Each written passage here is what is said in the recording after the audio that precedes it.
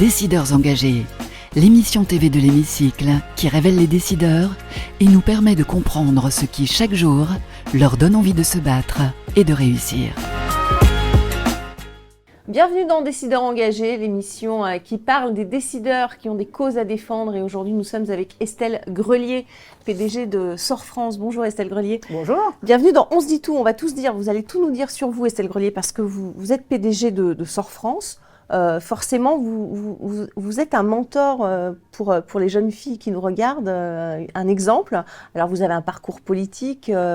Maintenant, vous êtes PDG d'une grande entreprise essentielle. En tout cas, on va en parler des enjeux de l'eau fondamentaux. Qu'est-ce qui vous a construit? Quel a été votre parcours, d'ailleurs, pour arriver aujourd'hui à ce poste de PDG?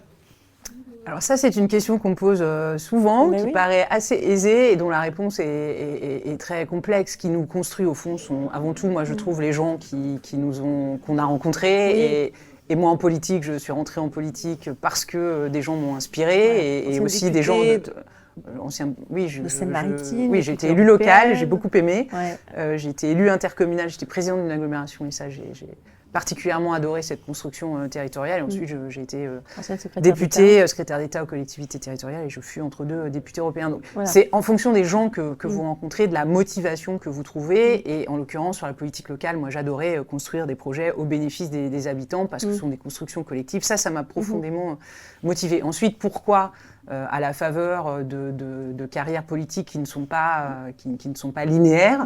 On se retrouve dans une entreprise, et pourquoi celle-ci aussi parce que j'ai rencontré des gens qui, déjà, ont cru en moi. Et dans notre société, c'est pas facile de trouver des entreprises qui donnent beaucoup de crédit à des gens qui ont eu des parcours politiques. Et je reconnais que les dirigeants du groupe SOR, Patrick Bléton en particulier, ont su se dire que des politiques avaient des agilités, des aptitudes, des compétences. Bien et je sûr. pense que ça, on devrait aussi s'en inspirer. Et donc, c'est à la faveur de ces rencontres et puis de l'énergie que j'ai aimé mettre dans cette entreprise que j'ai pu accéder à la fonction de dirigeante du groupe SOR, parce que les actionnaires, parce que mon président, qui est un homme aussi, ont fait confiance. Donc c'est de ça dont je suis finalement le produit. Mais là, vous êtes modeste en fait, parce que vous avez sûrement des qualités autres que les rencontres, etc. Ça, c'est une chose.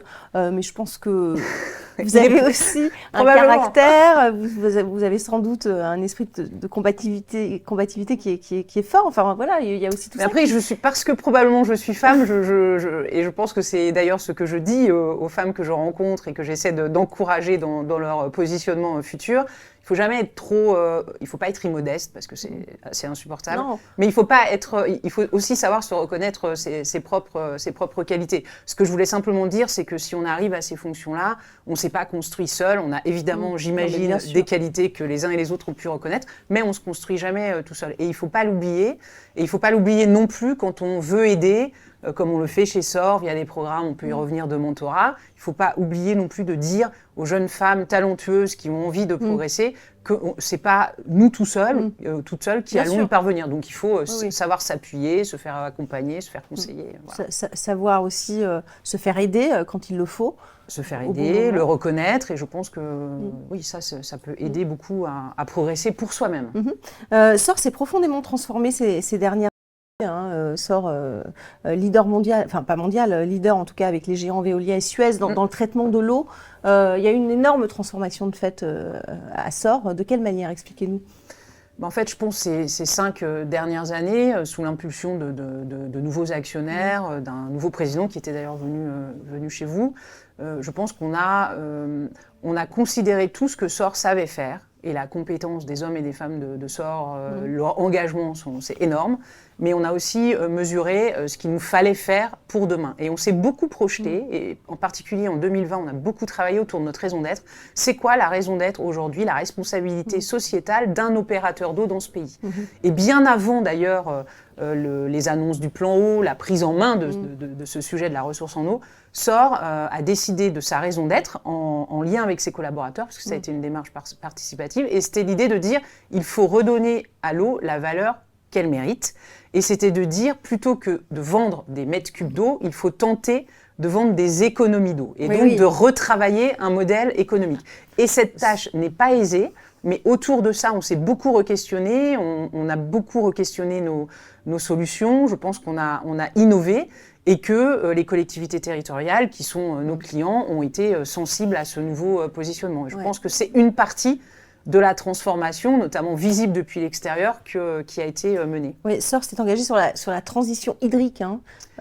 Oui, sur la transition hydrique des territoires. Voilà. Et c'est extrêmement important de dire que aujourd'hui, être économe en eau, préserver la ressource, c'est préserver le milieu, c'est préserver sa biodiversité, c'est s'assurer des développements des territoires. Il faut savoir que en 2022, quand il y a eu ces énormes épisodes de sécheresse, on s'est aperçu que des territoires manquaient énormément d'eau et qu'ils ne pourraient plus se développer comme ils l'entendaient parce qu'on a besoin d'accéder à l'eau. Donc ça, je pense que c'est autour d'une gestion économe préservant la ressource qui est un bien commun, un bien précieux, et un vital. bien rare en plus. Voilà. Exactement. Et ça crée aussi d'ailleurs une très grande motivation à travailler dans les entreprises. Auquel le monde n'a pas encore accès. Hein. On n'y pense pas encore accès. Suffisamment. Exactement. Ça aussi, c'est un enjeu, l'accès à l'eau pour les populations. L'accès à l'eau pour les populations, il est, dans certaines géographies du monde, c'est une absence d'accès à l'eau et ça pose des sujets. Et c'est aussi pour ça que nous avons des développements à l'international, mais vous avez aussi des sujets d'accessibilité à l'eau. En France, quand il y a des sécheresses, on l'a vu. Il y a des sécheresses, il y a des restrictions d'usage. Il y a aussi les sujets qu'il ne faut pas mettre sous le tapis d'accessibilité tarifaire pour un certain nombre de populations qui sont en difficulté. Donc, le sujet de l'accessibilité, il est assez, au fond, il faut l'approcher de manière très globale. Absolument.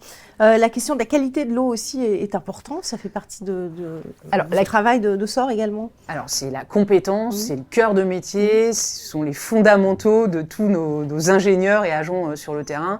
L'eau est le produit alimentaire le plus contrôlé en France. On peut se dire que c'est une bonne chose. Et évidemment, il y a, à la faveur des évolutions du mode de société, du mode de consommation de la société, des évolutions de société, il y a des évolutions que l'on constate dans ce qui peut intégrer l'eau en termes de pollution, par exemple. Et donc, des groupes comme SOR travaillent beaucoup en termes de recherche et de développement, par exemple, en ce moment, à traiter toutes ces molécules qu'on regroupe sous le terme de PFAS et qui sont des molécules qu'on essaie de traiter au mieux, qu'on découvre parfois au fur et à mesure. Et nous, notre job, c'est d'offrir une eau en qualité et j'allais dire en quantité suffisante. Ça, c'est le cœur de métier de SOR et ce pourquoi, je crois, nous sommes reconnus. La gestion de l'eau, ça passe aussi par la chasse au gaspillage. Alors, sans parler de toutes les canalisations qui fuient, etc. etc. C'est un bien commun à l'humanité, l'eau, finalement. Comment est-ce qu'on lutte contre le gaspillage de l'eau ?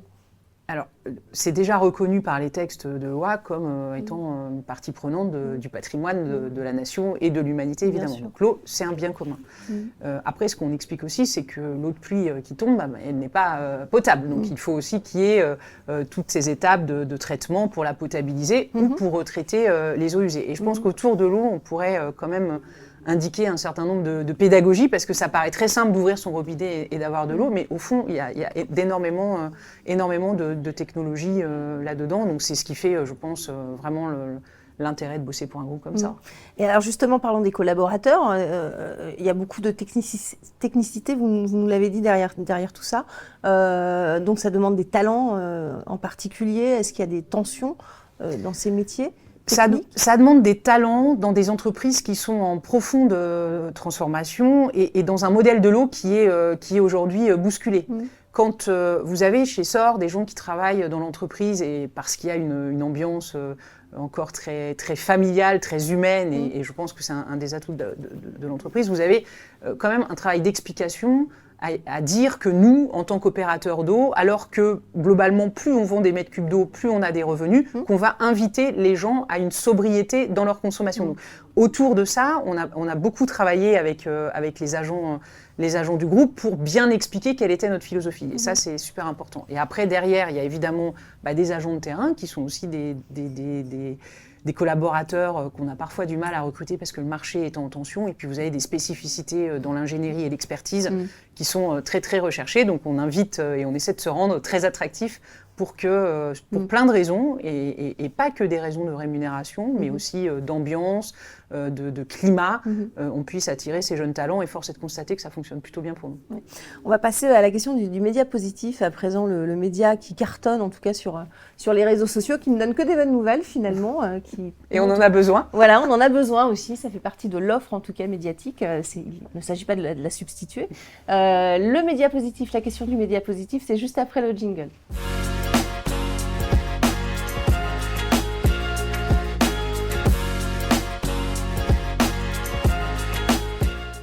Forcément, la question est positive. On va parler de la bienveillance. Est-ce que chez SOR, il y a de la bienveillance dans la façon pas de gouverner, mais en tout cas de gérer ses équipes et comment est-ce qu'on peut conjuguer performance et bienveillance, si vous croyez qu'on puisse les conjuguer?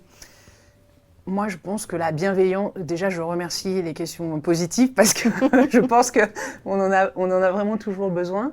Je pense qu'au-delà du poncif de dire on peut être bienveillant et obtenir de la performance, et finalement, on a tous envie de ça. Après, c'est un facteur de réussite. Exactement, ça a été mesuré. Mais ça ne se substitue pas à ce qui, à mon avis, est un préalable de l'exercice d'une bienveillance au quotidien.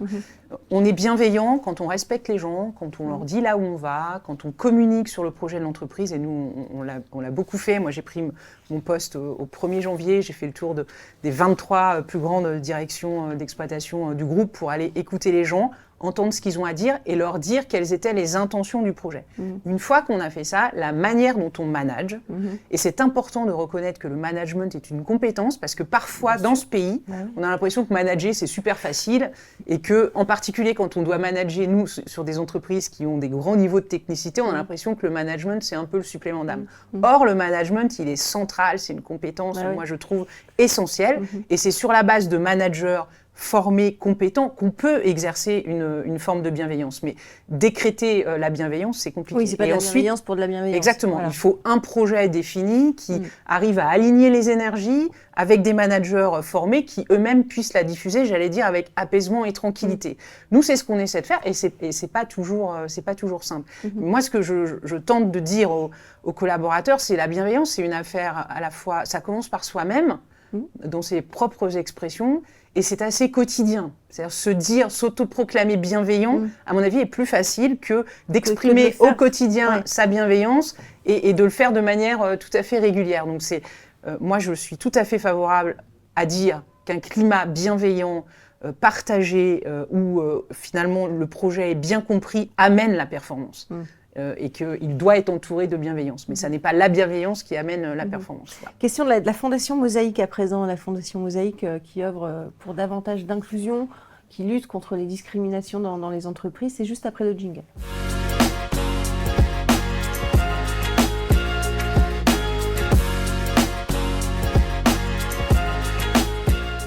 La question de la Fondation Mosaïque pour vous, Estelle Grelier. Quelles actions concrètes est-ce que vous avez peut-être initiées chez SOR pour favoriser la diversité au sein de votre entreprise?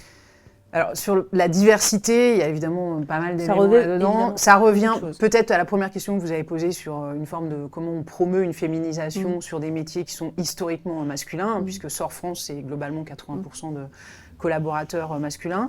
Il y a une chose qu'on a faite, et on a été les premiers à le faire, c'était de dire, on lance des obligations durables et on adosse notre stratégie financière sur notre stratégie d'engagement. Et dans nos engagements, il y avait évidemment des sujets liés à la préservation du milieu naturel, à la moindre ponction de la ressource. Il y avait des sujets sur l'empreinte carbone, mais il y avait aussi le sujet de dire 40% des femmes chez SOR en situation d'exécutif en 2025. Et si on ne répond pas à cet objectif, finalement, les intérêts du groupe dans son emprunt allaient augmenter. Donc, on s'est vraiment donné des objectifs. Après, comment on promeut les femmes ? Eh ben, ça commence à l'embauche.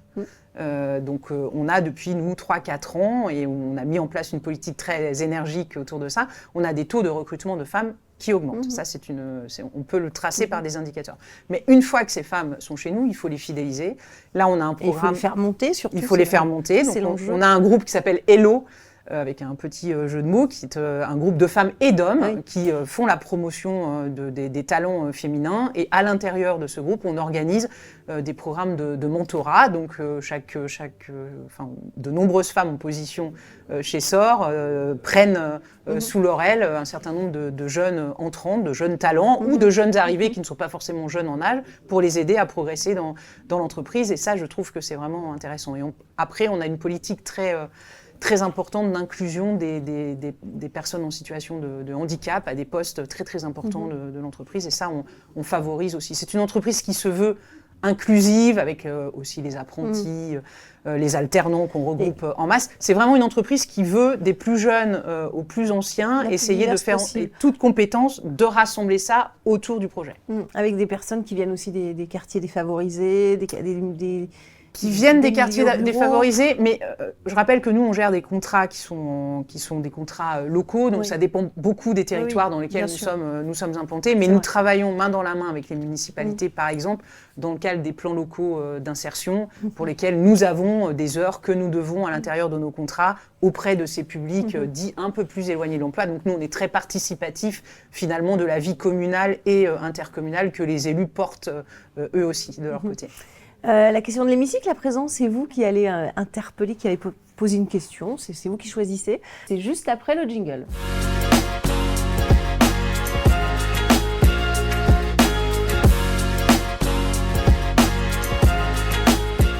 La question de l'hémicycle, Estelle Grelier, qu'est-ce que vous avez envie de leur dire à ces personnes qui nous gouvernent aujourd'hui, comme si vous étiez dans l'hémicycle, vous interpellez le Premier ministre, des ministres, ce que vous voulez. Vous avez 1 à 2 minutes face caméra, droit dans les yeux.